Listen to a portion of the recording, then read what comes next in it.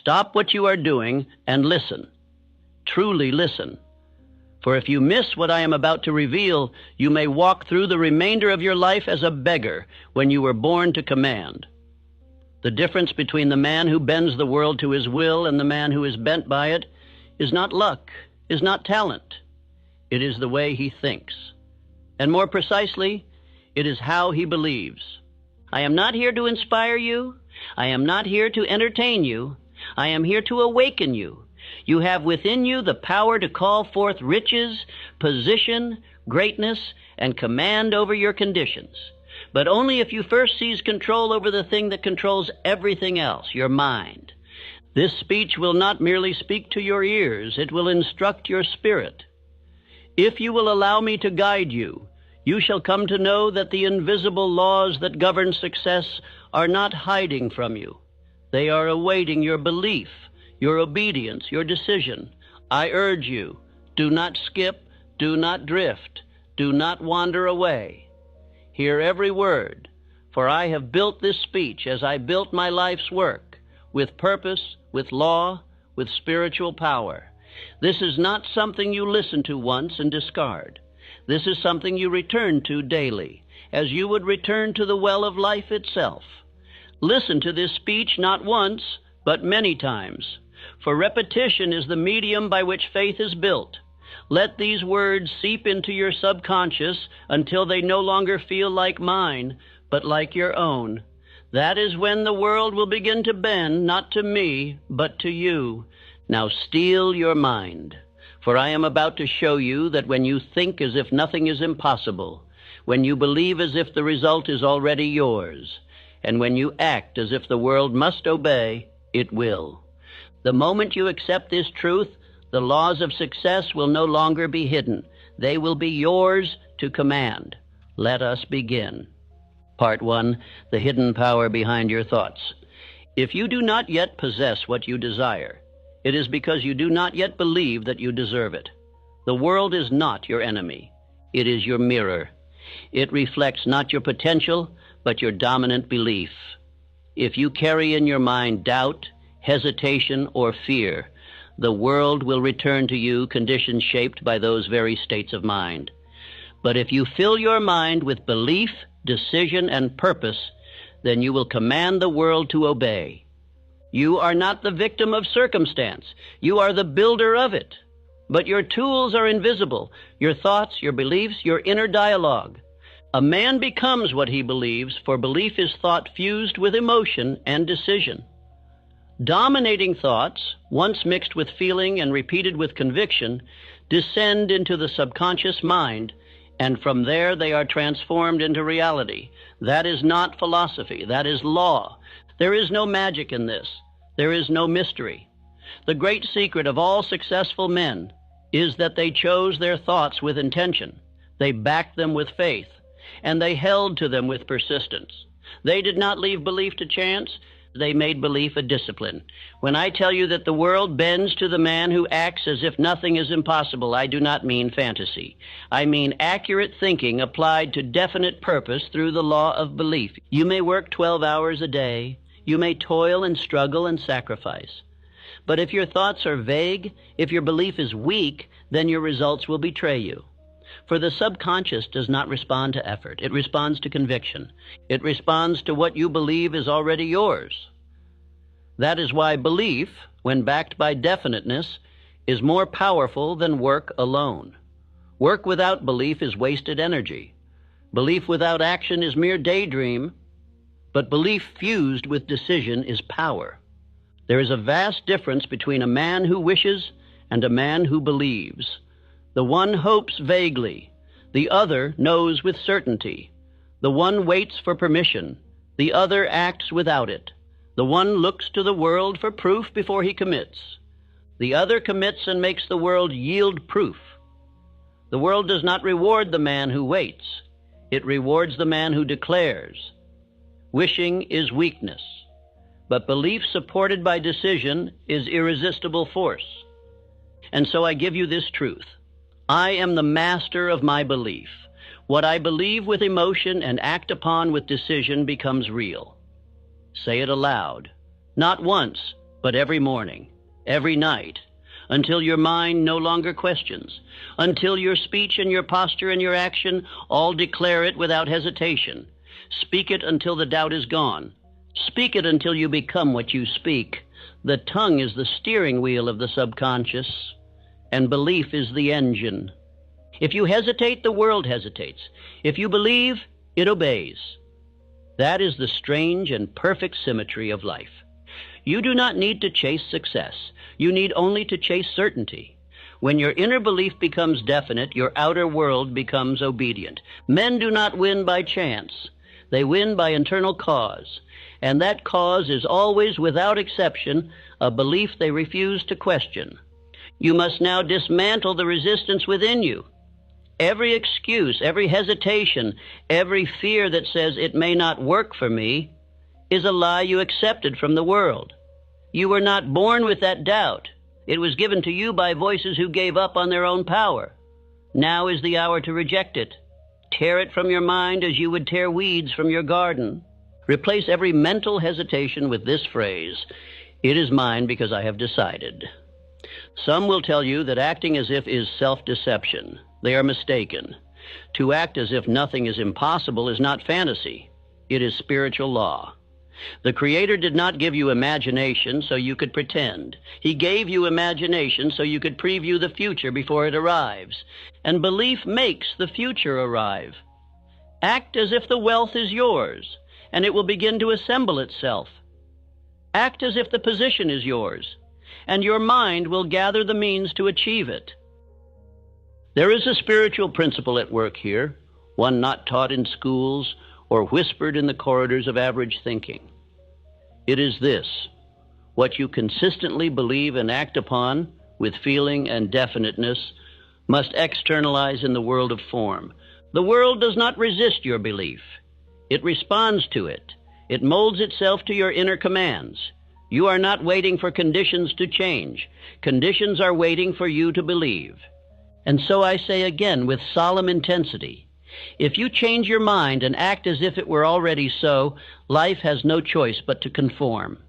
The laws of success are not delayed by your environment, your education, or your upbringing. They are delayed only by your indecision. If you wish to see change, you must first become it. Speak differently. Walk with conviction.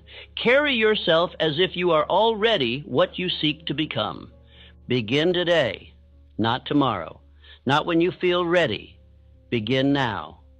Write your definite chief aim, state it aloud, say it with power, read it morning and night, back it with feeling. Command your inner world, and your outer world will follow. You are not small. You are not weak. You are a master builder, and your belief is your hammer. Use it. Shape your destiny with it. Declare, I am the man who makes the impossible submit, and act like it. Part 2, the faith that commands circumstances. Faith is not a passive thing. It is not a whisper in the dark or a timid hope. It is the mind's iron declaration that what I see within me shall become what surrounds me. Faith is power. It is fire. It is the force that drives men to move mountains not because they have proof it can be done, but because they have decided it must be done. Faith is the spiritual substance by which every great achievement has ever been built. In Think and Grow Rich, I taught that faith is a state of mind which may be induced by autosuggestion. This is the vital key. Faith is not given to you. You manufacture it by what you speak, what you feel, and what you repeat. Faith is the master chemistry of the mind. It is the elixir that gives life to thought. Without it, your aim is lifeless. With it, your thought becomes a spiritual command. It penetrates all resistance. Let me make this plain. You do not wait for faith to appear. You do not ask the world to give you evidence before you believe. That is not faith. That is indecision masquerading as logic. You decide to believe. You speak it, act upon it, live it, and the feeling will come. And once the feeling comes, it must be held, intensified, and directed toward your definite chief aim. That is how men build empires from nothing. Consider Henry Ford, a man not trained in engineering, not certified by academia, not backed by powerful men. He conceived the idea of the V8 engine and demanded it be built. His own engineers told him it was impossible. He told them, build it anyway. For months they returned with failure. And he said again, produce it. Why? Because he had faith. He saw it first in his mind. He believed it without apology. And the world obeyed his conviction. You must understand, the world bent to Ford because Ford never bent his belief. He did not compromise with doubt. He did not negotiate with logic. He issued a command from within and held to it without retreat. That is faith, not in others, not in systems, but in the power of thought, backed by decision. Ford did not wonder if the engine could be built. He acted as if it had already been done, and so it was. The power of acting as if is not play acting. It is preparation. It is spiritual law. When you move as the man who already possesses the goal, you train your subconscious to reject all that contradicts it. You are not pretending. You are programming. You are forming within your inner world a belief so strong, so consistent, so emotional, that your entire being begins to align with it. This is how you command circumstances. Let no one tell you faith is idle. Faith works harder than fear ever could, but it does not toil in the dark. It moves with vision. Faith sees the invisible. It speaks of the unseen. It walks into tomorrow fully clothed in today's confidence. The man who walks in faith does not require applause, proof, or reassurance. He acts from inner law, and the universe obeys him because he obeys his aim. I walk in faith, speak in faith, act in faith. The invisible shall become visible because I have decided it must. The tragedy of most men is not that they aim too high and miss, but that they never aim at all. They wait for signs, for guarantees, for applause from others before they commit. But the man who possesses faith has already committed internally, and therefore has no need for external consent. He acts with conviction, because he knows the world does not shape belief. Belief shapes the world. I repeat, faith is belief fused with emotion and fixed upon a definite chief aim. It is built by repetition, it is strengthened by decision, and it is proven by the fruits it produces. Show me a man of great faith, and I will show you a man of results. For faith is not invisible to the world. It leaves evidence. It leaves monuments. It leaves wealth. It leaves influence. These are not the source of faith. They are its result. You must now examine yourself. Do you speak your aim with belief, or do you whisper it with hesitation? Do you carry yourself as the man who knows his success is certain, or as one who only wishes it might come true? Remember, your outer world will not exceed your inner confidence. If you doubt, you delay. If you believe, you accelerate. Speak what you intend to receive. Speak it until your voice echoes in the walls of your own subconscious. Faith must also be guarded. It is fragile in the beginning. It must be protected from the criticisms of the faithless, the sarcasm of the mediocre, the doubts of the drifting. You must not share your vision with those who are blind to it. Walk alone if you must, but walk in belief. Speak your affirmations in private if the world mocks them, but speak them. Feel them. Build your castle in thought and hold it there until stone begins to appear in the material world. Let me tell you something sacred. You will never possess what you are afraid to claim. If you fear to speak it, you will never build it. If you hesitate to believe it, you will never achieve it. The rich man once said, "To him that hath, more shall be given."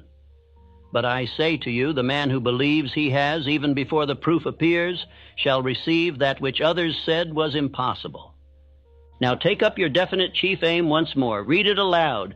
Close your eyes and see it. Feel it in your hands. Walk through the corridors of your mind and sit at the table of your vision. Greet your future self. Shake his hand, hear his voice. Act as if it is already done, and it shall be done. Part 3. Nothing is impossible to the mind that believes.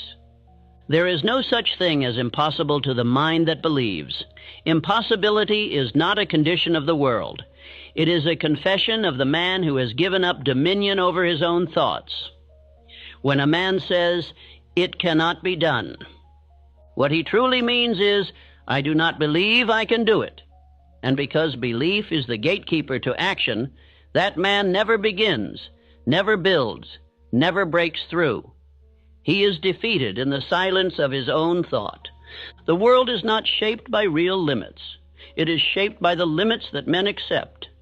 And these are not laws. They are lies, inherited from the failures of other men who pass their doubts forward as if they were truth. But I say to you, the mind of man, when fixed upon a definite object and backed by faith, must bring forth that which it conceives. For there is no idea that cannot be done. There are only men who doubt it.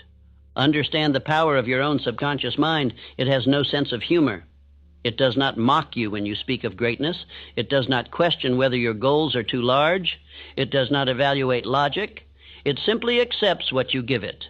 If you feed it repetition, backed by emotion, it obeys. Whether that repetition is belief or fear, courage or doubt, wealth or poverty, it accepts, and it begins to create accordingly. Let me give you the story of a man whose belief banished impossibility. Thomas Edison. The man who lit the world did not discover the electric lamp because he was the most educated. He was not the wealthiest. He did not possess a blueprint handed to him by fate. Number. He possessed one thing, and it was enough: a burning desire and an absolute belief that the light existed and must be brought forth. For 10,000 attempts, he met failure, yet he never accepted defeat. Do you understand the gravity of that? 10,000 trials, 10,000 obstacles, and never once did Edison accept the word impossible. He said, "I have not failed. I have found 10,000 ways that will not work." And with each so-called failure, his belief only deepened. He acted as if the light was already his, and so his mind found a way to make it real. This is not luck. This is not fate. This is spiritual law in motion. You may not be an inventor, but the principle is the same. If you hold your aim with the same intensity that Edison held his, and you believe in its arrival before the world sees it, the world will have no choice but to shape itself around your vision. You do not need 10 talents. You need one belief. And that belief, when fused with persistence, will bend the world to your plan. Let this affirmation now become your command. I command the impossible to submit. I speak what is to be, and I act until it is so. Say it with fire. Say it with vision. Say it until your actions become bold, your speech becomes certain, and your eyes begin to look only forward. There is no mountain that can resist the man who refuses to retreat. You must make up your mind that you are done negotiating with impossibility. Now I must warn you, there are thieves of this power. They do not wear masks. They do not break into your home. They break into your thoughts. They come in the form of the 6 ghosts of fear. If you are to walk in power, you must know their names, and you must reject them daily. They are the fear of poverty, the fear of criticism, the fear of ill health, the fear of loss of love, the fear of old age, and the fear of death. Of these, the 2 most dangerous to the man pursuing belief are the fear of criticism and the fear of poverty. The first paralyzes your expression. It causes you to hesitate before speaking your truth. The second imprisons your imagination. It causes you to believe you must stay small to survive. But let me make this plain. If you entertain these fears, even for a moment, you interrupt the current of faith. You cast doubt into the garden of your mind. If you wish to walk in belief, you must guard your inner world. No seed of doubt must be allowed to grow. You must watch your thoughts as a soldier watches the gate. You must speak only that which reinforces your power. For the subconscious listens. It listens always. It hears your casual words. It hears your jokes. It hears your complaints. And whatever you repeat, it accepts. So you must speak with intention. You must declare the impossible as inevitable. Do not say, I hope. Do not say, I wish. Say, I am. Say, it is done. Say, this is mine. And act in accordance. Dress as if. Move as if. Spend your time as if. Believe as if. Not because the evidence is there, but because you are planting the evidence. Because you are laying down spiritual cause before the physical effect has time to appear. This is how a man who believes lives. He does not wait. He creates. You may have been told you need more experience. You may have been told you are too late, too early, too poor, too unqualified. But the man who believes does not consult those opinions. He does not measure his power by the standards of the world. He measures it by the laws of thought, which obey belief and persistency, not pedigree. You are not what others say you are. You are what you decide to believe and what you consistently prove through action. Remember, failure is not final unless you believe it is real. The difference between the successful man and the defeated one is often not resources, not skill, not luck, but whether he accepted failure or simply reclassified it as another step. Every delay is a test of belief. Every obstacle is an invitation to double your faith. If you do not turn back, you will reach the result. For the world has no defense against a man who never quits. So go now. Face your doubts. Banish them. Replace them with declarations of belief. Look at your vision with new eyes and refuse to blink. Refuse to shrink. Refuse to second guess. Say aloud, nothing is impossible to me, for I believe without retreat, and I act without fear, and act now. Part 4, the mental ritual that changes reality. You do not attract what you want. You attract what you are prepared to receive. And preparation does not begin in your environment. It begins in your thoughts.